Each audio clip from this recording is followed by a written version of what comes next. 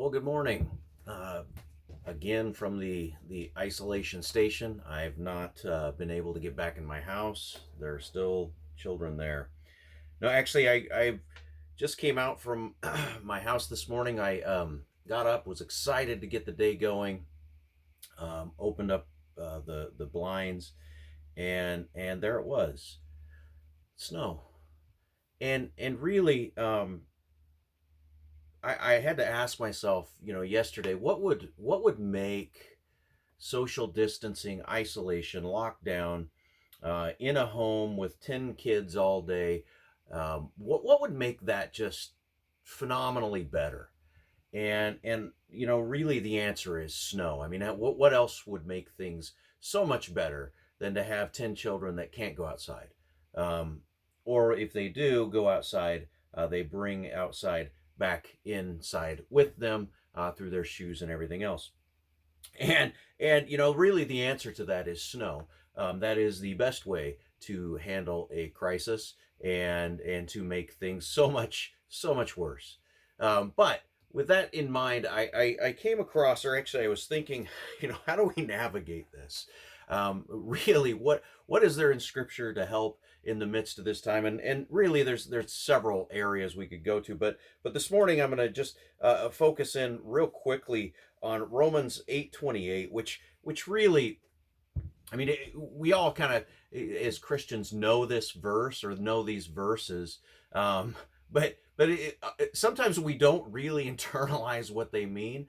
And I think now is probably a good time to internalize what is actually being said here. So beginning in Romans 8:28, what we read is, and we know that for those who love God, all things work together for good, for those who are called according to his purpose. For those whom he foreknew, he also predestined to be conformed to the image of his Son, in order that he might be the firstborn among many brothers. And those whom he predestined, he called, and those whom he called, he justified, and those whom he justified, he glorified. And I want to go back a few verses with that in mind and look at Romans 8:18. For I consider the sufferings of this present time are not worth comparing with the glory that is to be revealed to us. And I'll just stop with that just a second. And so in the midst of this, we know that if we were called by God, if we committed our lives to Christ, all things work for the good of us. And that we were created in these sufferings that are going on are only going to last for a short time.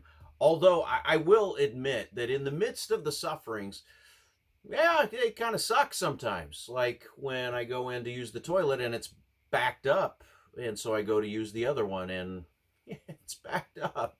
Like there's kids in toilets. I don't know why they don't know how to use them. But these present sufferings are really not worth comparing to the glory that is to be revealed to us. So I hope you keep that in mind as you walk through this isolation time, this lockdown time. I do so desire and look forward to seeing you guys again soon. Also, be in prayer. I had a meeting last night via Zoom with the Heights and some of their representatives, some of our guys. And man, I will tell you, this Easter drive-in, please keep that in prayer. This is going to be, as that pastor at the Heights, it was either him or his wife. She's much smarter than him.